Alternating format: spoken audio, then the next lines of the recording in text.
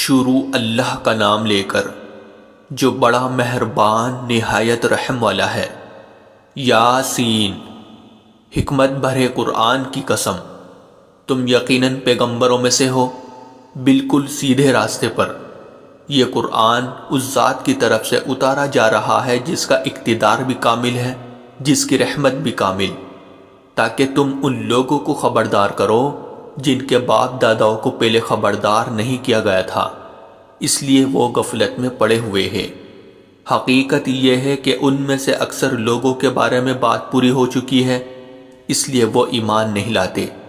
ہم نے ان کے گلوں میں توق ڈال رکھے ہیں جو ٹھوڑیوں تک پہنچے ہوئے ہیں، اور اس وجہ سے ان کے سر اوپر کو اٹھے رہ گئے ہیں، اور ہم نے ایک آڑ ان کے آگے کھڑی کر دی ہے اور ایک آڑ ان کے پیچھے کھڑی کر دی ہے، اور اس طرح انہیں ہر طرف سے ڈھانک لیا ہے، جس کے نتیجے میں انہیں کچھ سجائی نہیں دیتا۔ اور ان کے لیے دونوں باتیں برابر ہے، چاہے تم انہیں خبردار کرو یا خبردار نہ کرو، وہ ایمان نہیں لائے گے۔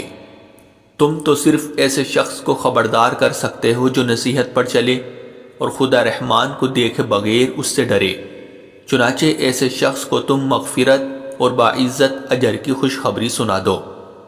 یقیناً ہم ہی مردوں کو زندہ کریں گے، اور جو کچھ عمل انہوں نے آگے بھیجے ہیں ہم ان کو بھی لکھتے جاتے ہیں، اور ان کے کاموں کے جو اثرات ہیں ان کو بھی، اور ہم نے ایک واضح کتاب میں ہر چیز کا پورا احاطہ کر رکھا ہے۔ اور اے پیغمبر، تم ان کے سامنے ایک بستی والوں کی مثال پیش کرو جب ان کے پاس رسول آئے تھے۔ جب ہم نے ان کے پاس شروع میں 2 رسول بھیجے تو انہوں نے دونوں کو جھٹلا دیا، پھر ہم نے ایک تیسرے کے ذریعے ان کی تائید کی، اور ان سب نے کہا کہ یقیناً جانو ہمیں تمہارے پاس رسول بنا کر بھیجا گیا ہے۔ انہوں نے کہا تمہاری حقیقت اس کے سوا کچھ بھی نہیں ہے کہ تم ہم جیسے ہی آدمی ہو، اور خدا رحمان نے کوئی چیز نازل نہیں کی ہے، اور تم سراسر جھوٹ بول رہے ہو۔ ان رسولوں نے کہا ہمارا پروردگار خوب جانتا ہے کہ ہمیں واقعی تمہارے پاس رسول بنا کر بھیجا گیا ہے، اور ہماری ذمہ داری اس سے زیادہ نہیں ہے کہ صاف صاف پیغام پہنچا دے۔ بستی والوں نے کہا ہم نے تو تمہارے اندر نحوست محسوس کی ہے، یقین جانو اگر تم باز نہ آئے تو ہم تم پر پتھر برسائیں گے، اور ہمارے ہاتھوں تمہیں بڑی دردناک سزا ملے گی۔ رسولوں نے کہا تمہاری نحوست خود تمہارے ساتھ لگی ہوئی ہے، کیا یہ باتیں اس لیے کر رہے ہو کہ تمہیں نصیحت کی بات پہنچائی گئی ہے؟ اصل بات یہ ہے کہ تم خود حد سے گزرے ہوئے لوگ ہو۔ اور شہر کے پرلے علاقے سے ایک شخص دوڑتا ہوا آیا، اس نے کہا اے میری قوم کے لوگوں، ان رسولوں کا کہنا مان لو، ان لوگوں کا کہنا مان لو جو تم سے کوئی اجرت نہیں مانگ رہے، اور وہ صحیح راستے پر ہے۔ اور بھلا میں اس ذات کی عبادت کیوں نہ کروں جس نے مجھے پیدا کیا ہے، اور اسی کی طرف تم سب کو واپس۔ بھلا کیا اسے چھوڑ کر میں ایسوں کو معبود مانوں کہ اگر خدا رحمان مجھے کوئی نقصان پہنچانے کا ارادہ کر لے تو ان کے سفارش میرے کسی کام نہ آئے، اور نہ وہ مجھے چھڑا سکے۔ اگر میں ایسا کروں گا تو یقیناً میں کھلی گمراہی میں مبتلا ہو جاؤں گا۔ میں تو تمہارے پروردگار پر ایمان لا چکا، اب تم بھی میری بات سن لو۔ آخر کار بستی والوں نے اس کو قتل کر دیا، اور اللہ کی طرف سے اس سے کہا گیا کہ جنت میں داخل ہو جاؤ۔ اس نے جنت کی نعمتیں دیکھ کر کہا کہ کاش میری قوم کو معلوم ہو جائے کہ اللہ نے کس طرح میری بخشش کی ہے اور مجھے باعزت لوگوں میں شامل کیا ہے۔ اور اس شخص کے بعد ہم نے اس کی قوم پر آسمان سے کوئی لشکر نہیں اتارا، اور نہ ہمیں اتارنے کی ضرورت تھی۔ وہ تو بس ایک ہی چنگھاڑ تھی جس سے وہ ایک دم بجھ کر رہ گئے۔ افسوس ہے ایسے بندوں کے حال پر، ان کے پاس کوئی رسول ایسا نہیں آیا جس کا وہ مذاق نہ اڑاتے رہے ہو۔ کیا انہوں نے نہیں دیکھا کہ ان سے پہلے ہم کتنی قوموں کو اس طرح ہلاک کر چکے ہیں کہ وہ ان کے پاس لوٹ کر نہیں آتے؟ اور یہ جتنے لوگ ہیں ان سبھی کو اکٹھا کر کے ہمارے سامنے حاضر کیا جائے گا، اور ان کے لیے ایک نشانی وہ زمین ہے جو مردہ پڑی ہوئی تھی، ہم نے اسے زندگی عطا کی، اور اس نے غلہ نکالا جس کی خوراک یہ کھاتے ہیں۔ اور ہم نے اس زمین میں کھجوروں اور انگوروں کے باغ پیدا کیے، اور ایسا انتظام کیا کہ اس میں سے پانی کے چشمے پھوٹ نکلے تاکہ یہ اس کی پیداوار میں سے کھائے۔ حالانکہ اس کو ان کے ہاتھوں نے نہیں بنایا تھا، کیا پھر بھی یہ شکر نہیں کرے گے؟ پاک ہے وہ ذات جس نے ہر چیز کے جوڑے جوڑے پیدا کیے ہیں، اس پیداوار کے بھی جو زمین اگاتی ہے اور خود انسانوں کے بھی، اور ان چیزوں کے بھی جنہیں یہ لوگ ابھی جانتے تک نہیں ہیں۔ اور ان کے لیے ایک اور نشانی رات ہے، ہم اس پر سے دن کا چھلکا اتار لیتے ہیں تو وہ یکایک اندھیرے میں رہ جاتے ہیں، اور سورج اپنے ٹھکانے کی طرف چلا جا رہا ہے۔ یہ سب اس ذات کا مقرر کیا ہوا نظام ہے جس کا اقتدار بھی کامل ہے، جس کا علم بھی کامل۔ اور چاند ہے کہ ہم نے اس کی منزل ناپ تول کر مقرر کر دی ہے، یہاں تک کہ وہ جب ان منزلوں کے دورے سے لوٹ کر آتا ہے تو کھجور کی پرانی ٹہنی کی طرح پتلا ہو کر رہ جاتا ہے۔ نہ تو سورج کی یہ مجال ہے کہ وہ چاند کو جا پکڑے، اور نہ رات دن سے آگے نکل سکتی ہے، اور یہ سب اپنے اپنے مدار میں تیر رہے ہیں۔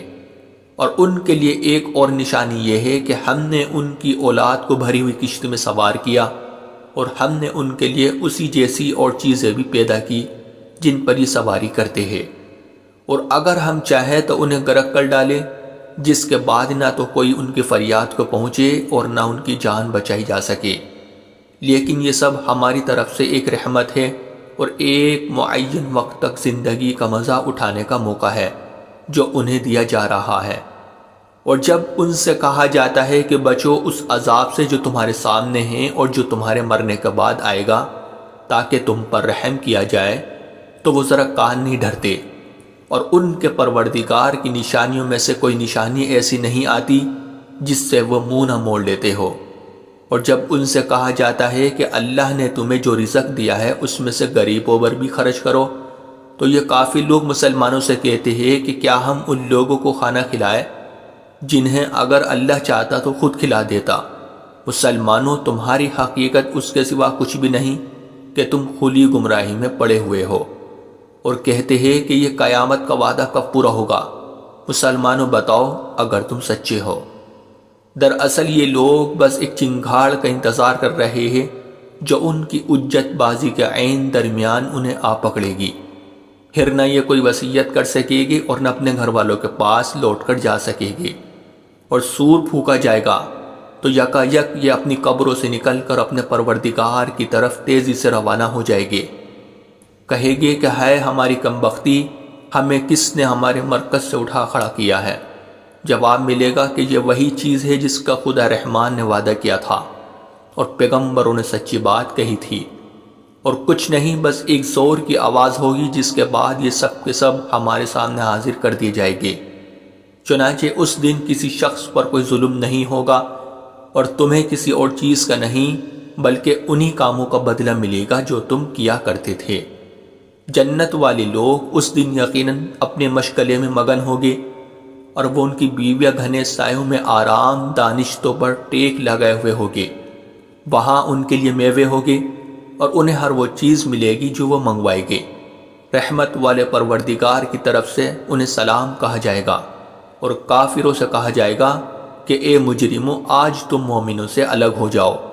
اے آدم کے بیٹو، کیا میں نے تمہیں تاکید نہیں کر دی تھی کہ تم شیطان کی عبادت نہ کرنا؟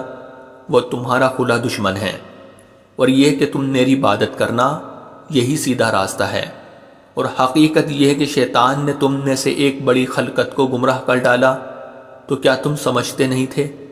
یہ ہے وہ جہنم جس سے تمہیں ڈرایا جاتا تھا، آج اس میں داخل ہو جاؤ کیونکہ تم کفر کیا کرتے تھے۔ آج کے دن ہم ان کے منہ پر مہر لگا دیں گے، اور ان کے ہاتھ ہم سے بات کریں گے، اور ان کے پاؤں گواہی دیں گے کہ وہ کیا کمائی کیا کرتے تھے۔ اور اگر ہم چاہیں تو یہیں دنیا میں ان کی آنکھیں مل یا میٹ کر دے، پھر یہ راستے کی تلاش میں بھاگے پھرے، لیکن انہیں کہاں کچھ سجائی دے گا۔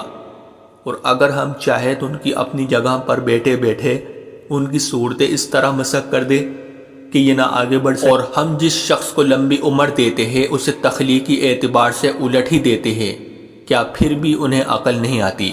اور ہم نے اپنے ان پیغمبروں کو نہ شاعری سکھائی ہے اور نہ وہ ان کے شایان شان ہیں۔ یہ تو بس ایک نصیحت کی بات ہے، اور ایسا قرآن جو حقیقت کو کھول کھول کر بیان کرتا ہے، تاکہ ہر اس شخص کو خبردار کرے جو زندہ ہو، اور تاکہ کفر کرنے والوں پر حجت پوری ہو جائے۔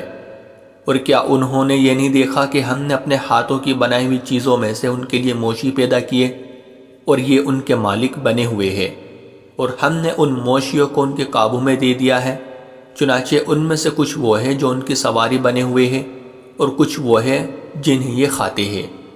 نیز ان کو ان موشیوں سے اور بھی فائدہ حاصل ہوتے ہیں اور پینے کی چیزیں ملتی ہیں، کیا پھر بھی یہ شکر نہیں بجا لائے گے؟